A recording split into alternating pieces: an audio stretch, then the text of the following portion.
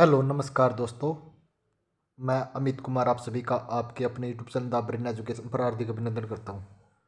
आइए आप सारे अच्छे होकर अपनी तैयारी को ऐसे ही कंटिन्यू रख रहे हुए भाई। जो भी बच्चा ग्रुप डी की तैयारी कर रहा है और उसको एक ही कन्फ्यूज है कि एनसीईआरटी साइंस कहाँ से पढ़े, क्योंकि आप सभी को पता है कि एनसीईआरटी साइंस साइंस के 15 क्वेश्चन आने ग्रुप डी में। अगर आपने एनसीईआरटी अच्छे से कर लिया ना भाई, आप बहुत अच्छा स्कोर कर जाओगे। अगर एनसीईआरटी को भी अच्छे से कर लिया ना, आप 12 से 14 क्वेश्चन तक कवर कर लोगे। और आप सभी को पता है कि हमने सबसे पहले छठी क्लास की एनसी स्टार्ट की हुई है, जिसे आज हमारी क्लास नंबर 5 रहेगी। इससे पहले हमने 4 क्लास में 80 क्वेश्चन को कवर कर लिया। डेली की क्लास में हम 20 क्वेश्चन कवर करते हैं। भाई मैं आपको बताता हूँ, सिर्फ छठी क्लास के एनसीईआरटी के पता 200 के आसपास क्वेश्चन करेंगे।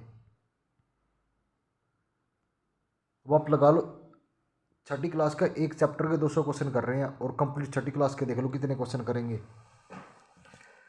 एक बार आप जो आप और कहीं से पढ़ रहे हो एनसीईआरटी साइंस, जो कि आप ब्रह्म में हो कि एनसीईआरटी साइंस, एक बार उन क्वेश्चनों से और इन क्वेश्चनों से आप एक बार कंपेयर करके देख लेना। वो टोटली क्वेश्चन आपको 500 से 700 बोल देंगे एनसीईआरटी के क्वेश्चन है।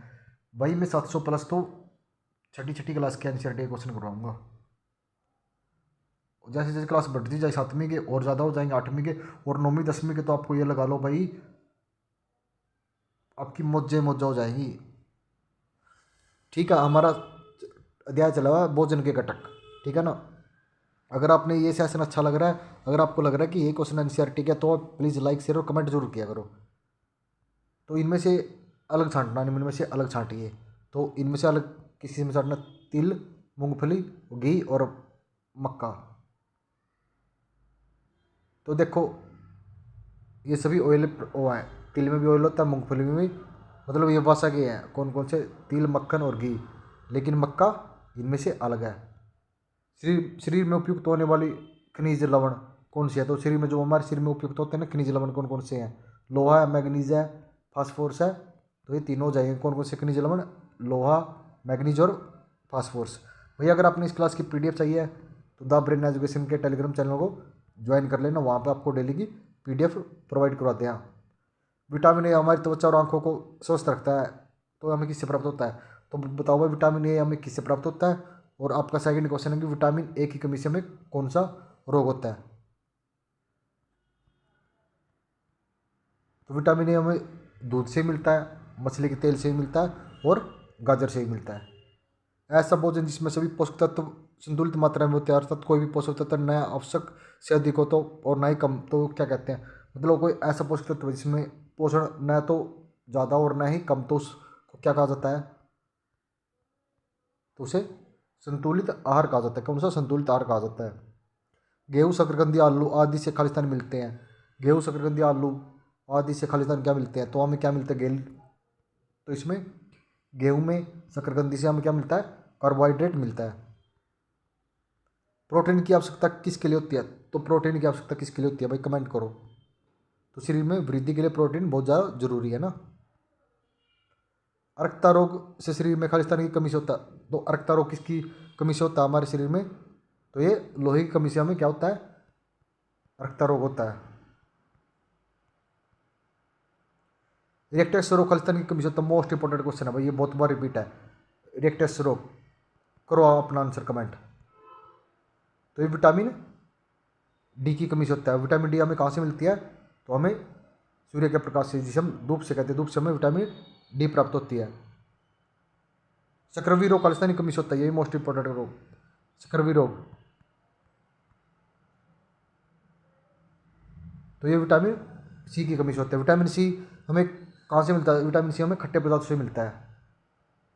खट्टे पदार्थ जैसे हो गए टमाटर, हरी मिर्च, संतरा, ये सब हमारे खट्टे पदार्थ हैं। अस्थि और दांतों में कौन मजबूत करता है? तो हमारी अस्थियां और दांतों को कौन मजबूत करता है? बताओ भाई। तो ये कैल्शियम हमें मजबूत करता है। कौन सी? हमारी हड्डी और दांतों को। खालिस्तान शरीर के रोगों से बचने के लिए भूमिका निभाता है। तो हमारे शरीर को रोगों से बचने के लिए क्या भूमिका निभाता है? तो ये विटामिन महत्वपूर्ण भूमिका निभाता है। कौन? विटामिन। निम्न में से शरीर को पोषण पदार्थ नहीं करता, तो इनमें से शरीर को पोषण कौन पदार्थ नहीं करता? वसा तो करती है, प्रोटीन भी करता है, लेकिन खनिज लवण भी करता है, लेकिन नुकसान से नहीं करता। ये हमारे शरीर को रोगों से लड़ने की अक्षमता देता है।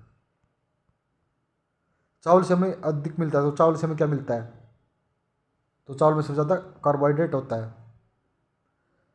जिस आहार में सभी पोषक तत्व उचित मात्रा में पाए जाते हैं उसे क्या कहते हैं? तो उसे संतुलित आहार कहा जाता है। ये भी संतुलित आहार मोस्ट इंपॉर्टेंट है भाई। खालिस्तान कार्बोहाइड्रेट का स्रोत है, तो कार्बोहाइड्रेट का स्रोत कौन सा है? तो इनमें से गन्ना है। कौन सा? गन्ना। चावल व दालों को बार बार धोने से क्या नष्ट हो जाता है? चावल व दालों को बार बार धोने से क्या नष्ट हो जाता है? बताओ भाई। तो इनमें से विटामिन नष्ट हो जाता है।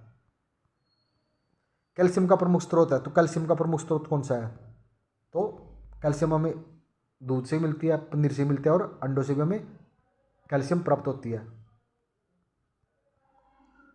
हमारे शरीर के रक्त में हीमोग्लोबिन कण होते हैं जो भोजन में लोह तत्व से बनते हैं। इसकी कमी से कमजोरी लगने लगती है, तो इस किस बीमारी का लक्षण है?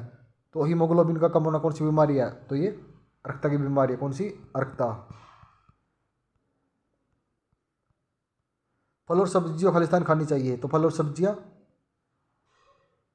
छील कर उतार कर खानी चाहिए, ठीक है ना। प्रोटीन के अभाव से होने वाले रोग का लक्षण कौन सा नहीं है? तो इनमें से कौन सा नहीं है? तो हड्डियों का मुड़ जाना। तो ये तो कैल्शियम की कमी के कारण होता है ना भाई। आई एफ आपको इस सेशन अच्छा लग रहा होगा। देखो 8 मिनट में आपका एक अध्याय कंप्लीट होने लग रहा है भाई। और कहीं से कुछ पढ़ो ना पढ़ो, आपको पता है कि एनसीईआरटी के 15 क्वेश्चन आने हैं। तो भाई आप 15 क्वेश्चन दो डेली, 10 मिनट 8 मिनट जुड़ के हमारे साथ कन्फर्म होगी आपके यहाँ से 12 से 14 क्वेश्चन आपके कवर हो जाएंगे। अगर आपको फिर भी लग रहा है कि यहाँ से नहीं कवर होंगे तो भाई मत देखो क्लास। लेकिन जिस भी बच्चे को लग रहा है कि हाँ यहाँ से कवर हो सकते हैं तो भाई वो कंटिन्यू क्लास करते रहो। जिस दिन आप एग्ज़ाम दे के आओगे ना, आप खुद फील करोगे कि हमें टाइम पास नहीं किया, क्योंकि आप सोच रहे हो कि जो चला हुआ एनसीईआरटी साइंस मैराथन लगी हुई है। भाई मैराथन से कभी भी सिलेक्शन नहीं होगा। अगर सिलेक्शन लेना है तो भाई अपने दम पे लेना पड़ेगा। सेल्फ स्टडी सबसे ज़्यादा इंपॉर्टेंट है। मैं बोल रहा हूँ एक बार क्लास करके एक बार पीडीएफ पढ़ लो, आपको कहीं और से पढ़ने की एनसीईआरटी जरूरत ही नहीं पड़ेगी। आप किसी भी यूट्यूब की साइट जाओगे ही नहीं कि मेरे को एनसीईआरटी पढ़नी है। लेकिन बच्चों को भ्रम रहता है, बहुत सारे बच्चों को कमेंट आते हैं कि छोटा सा यूट्यूब चैनल तो आई है, अब ये क्या ही कराएगा। भाई आप कहावत तो सुनी होगी, छोटे सिक्के सबसे खोटे होते हैं ना। और वो कहावत सच है। मैं अपने मुंह से अपनी बिडाई नहीं करता, लेकिन अगर आपको ये कंटेंट कहीं और मिल रहा है ना तो फिर मेरे को कमेंट करो कि सर हमें ये कंटेंट वहाँ पे मिल रहा है।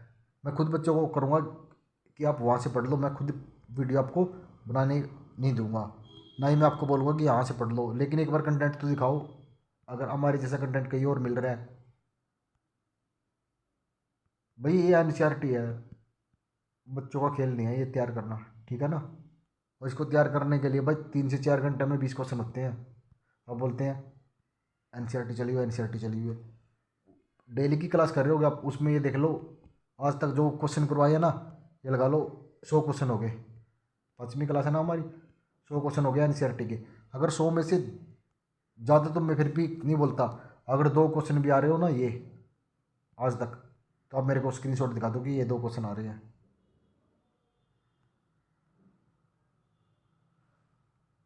भाई भ्रम में मत रहो कि वो इतने सब्सक्राइबर है उसके इतने व्यू आते हैं। भाई व्यू सब कुछ दरा दरा रह जाएगा। और आपने सीटी के एग्ज़ाम में देख ही लिया होगा ना, कोई तो बोलता था कि हम, बस अब क्या ही बोलूँ। चलो मिलते हैं नेक्स्ट वीडियो में जल्दी ही। जय हिंद, जय भारत।